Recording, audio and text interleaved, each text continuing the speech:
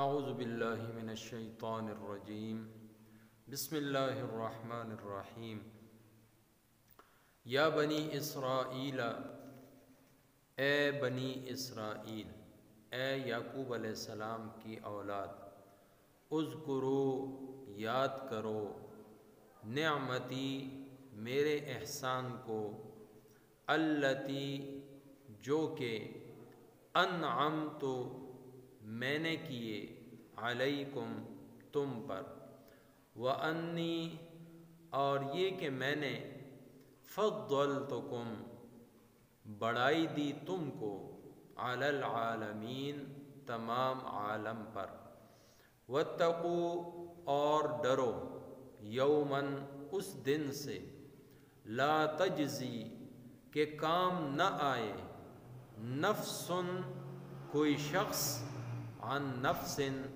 کسی دوسرے کے، شیئا، کچھ بھی، ولا یقبل، اور قبول نہ ہو، منہا، اس کی طرف سے، شفاعت، سفارش، ولا یؤخذ، اور نہ لیا جائے، منہا، اس کی طرف سے، عدل، بدلہ، ولا ہم ینصرون، اور نہ ان کو مدد پہنچے۔ سورۃ البقرہ کے چھٹے رکوع کی پہلی دو آیات، آیت نمبر 47 اور 48۔ اس رکوع کی ابتدا بھی بنی اسرائیل کو خطاب سے ہے۔ بنی اسرائیل حضرت یعقوب علیہ السلام کی اولاد ہیں۔ یعقوب علیہ السلام کے 12 بیٹے تھے، اور یہ 12 بیٹے آگے چل کر 12 قبیلے بنے۔ تو ان کو خطاب ہے کہ میرے احسان کو یاد کرو۔ یہاں پر پہلی آیت کریمہ میں اللہ رب العزت ترغیب دے رہے ہیں، اور دوسری آیت میں ترہیب۔ تو یہ دونوں طریقے دعوت میں چلتے ہیں۔ لوگوں کی مختلف اقسام ہیں۔ بعض وہ ہیں جو لالچ میں آ کر کام کرتے ہیں، ان کو کوئی امید دلائی جائے تو کام کرتے ہیں، کوئی ان کو بدلہ سامنے رکھا جائے، کوئی انعام رکھا جائے تو وہ کام کرتے ہیں، اور بعض لوگ ایسے ہوتے ہیں کہ ان کو کوئی ڈر، کوئی خوف اور کوئی ڈراوا ان کے سامنے رکھا جائے تو پھر وہ لوگ کام کرتے ہیں۔ تو یہاں پر اللہ جل جلالہ نے دونوں قسم کے لوگوں کی رعایت رکھتے ہوئے پہلے والوں کو اللہ رب العزت نے ترغیب کے ذریعے سے اور دوسرے والوں کو ترہیب کے ذریعے سے دعوت دی۔ دعوت کیا ہے کہ سیدھے راستے پر آ جاؤ، اللہ رب العزت کی توحید، نبی علیہ السلام کی رسالت اور قرآن کریم پر ایمان لے آؤ، اسی کی دعوت دی جا رہی ہے۔ تو اللہ تعالیٰ اپنے احسانات یاد دلا رہے ہیں کہ دیکھو تمہارے باپ دادا پر میں نے کیا کیا احسان نہیں کیے۔ صحرائے سینا تک کا سفر آپ دیکھیں، فرعون کی ظلم کی چکی میں پس رہے تھے، اور اللہ رب العزت نے ان کو فرعون سے نجات دی۔ بحر کلزم میں 12 راستے ان کے لیے بنائے، اور پھر ان کی آنکھوں کے سامنے فرعون اور اس کے لاؤ لشکر کو غرق آب کیا۔ جب صحرائے سینا میں پہنچے، سخت گرمی اور دھوپ کی تپش، اس سے بچاؤ کے لیے اللہ رب العزت نے بادل کا سائبان ان کے سروں کے اوپر لا کھڑا کیا۔ پانی نہیں تھا، اللہ تعالیٰ نے موسیٰ علیہ السلام کے ہاتھوں اپنی قدرت ظاہر کی، اور ایک چٹان سے 12 چشمے ان کے لیے جاری کر دیے۔ کھانے کا مسئلہ تھا تو اللہ رب العزت نے جنت کے کھانے من و سلوہ کی شکل میں ان کی طرف بھیجے۔ بغیر محنت مشقت کے اللہ جل جلالہ ان کے کھانے پینے کا سامان فرما رہے۔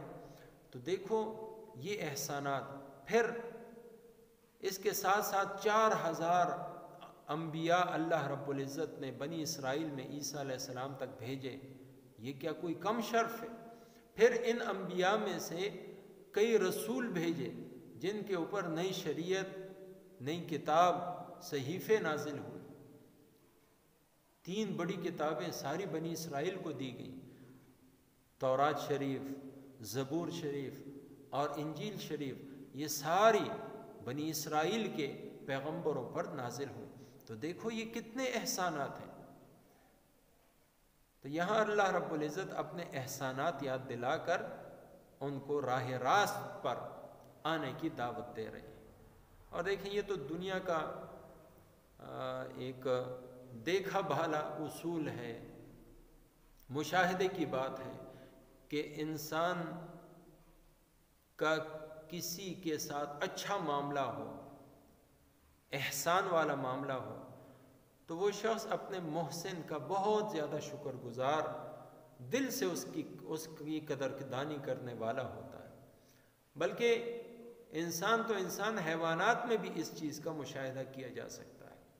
تو اللہ رب العزت ان لوگوں کو اپنے احسانات یاد دلا رہے ہیں کہ ہو سکتا ہے اس کی وجہ سے اپنے محسن حقیقی، منعم حقیقی کی طرف یہ رجوع کر لیں اور راہ راست پر آ جائیں۔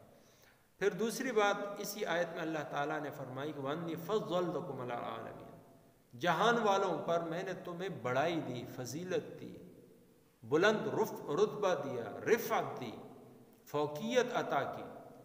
یہ کیا کم چیز ہے کہ جب سے بنی اسرائیل ہے، نبی علیہ السلام کے زمانے سے پہلے تک، تو سب سے برتر قوم، سب سے اعلیٰ قوم، سب سے لاڈلی قوم اور ساری اقوام میں افضل قوم وہ بنی اسرائیل تھی۔ لیکن جب امت محمدیہ دنیا میں آ گئی تو اللہ رب العزت نے ان کے بارے میں فرمایا کنتم خیر امت، کہ تم ہی اب سب سے بہترین امت ہو۔ کیوں؟ کہ پیغمبروں میں سب سے بہترین، سب سے اعلیٰ، سب سے افضل کی امت ہو، اس لیے اللہ رب العزت نے یہ شرف، یہ مقام عطا فرمایا۔ دوسری آیت میں اللہ تعالیٰ فرماتے ہیں وَاتَّقُوا يَوْمًا، اس دن سے ڈرو۔ کس دن سے؟ قیامت کا دن۔ دنیا میں انسان کسی جرم کا ارتکاب کرتا ہے تو اس کو سزا سے بچانے کے لیے کئی طریقے اس کے گھر والے، اس کے خاندان والے استعمال کرتے ہیں۔ چنانچہ اگر کسی خاندان، اچھے خاندان سے تعلق ہے، باپ دادا اچھے عہدے پر تھے یا رئیس اور نواب ہیں، تو ان کے اثر و رسوخ کی وجہ سے اس کو سزا میں رعایت مل جاتی ہے۔ دوسری صورت یہ ہے کہ کسی کی سفارش اور بھاگ دوڑ سے بندہ سزا سے بچ جاتا ہے۔ تیسری صورت یہ ہو سکتی ہے کہ کچھ دے دلا کر، چاہے رشوت ہو، چاہے بدلہ ہو، فدیہ ہو، معاوضہ ہو، تو وہ پیسے دے کر، جائیداد دے کر اس کو چھڑا لیتے ہیں۔ اور چوتھی صورت یہ ہے کہ اپنے سارے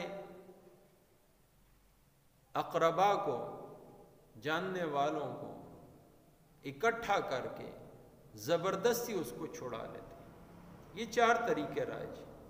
اللہ رب العزت نے چاروں کی تردید فرمائی کہ قیامت کے دن ان میں سے تمہارا کوئی حربہ نہیں چلے گا۔ فرمایا لا تجزی نفس عن نفس شیئا، کوئی شخص کسی شخص کے ذرہ برابر، یعنی ذرے کی کیا حیثیت ہے، جو اتنا چھوٹا ہوتا ہے کہ سورج کی روشنی میں بھی نظر نہیں آتا، وہ ذرہ ہے، تو اتنے ذرے کے برابر بھی کوئی کسی کے کام نہیں آئے گا۔ یعنی کسی کے آباء و اجداد بے شک بہت اعلیٰ عہدے اور مقام والے تھے، بے شک پیغمبر ہی کیوں نہ تھے، وہ اللہ کے عذاب سے کسی کافر کو، مشرک کو نہیں چھڑا سکتے۔ اللہ تعالیٰ نے فرمایا کہ تمہارا یہ عقیدہ کہ ہمارے آباء و اجداد ہمیں چھڑا لیں گے، یہ بالکل غلط ہے، کوئی کسی کے ذرہ برابر کام نہیں آئے گا۔ دوسری بات سفارش کی، تو وہاں پر کسی کی سفارش نہیں چلے گی، کافر مشرک کے لیے کسی کی سفارش نہیں چلے گی۔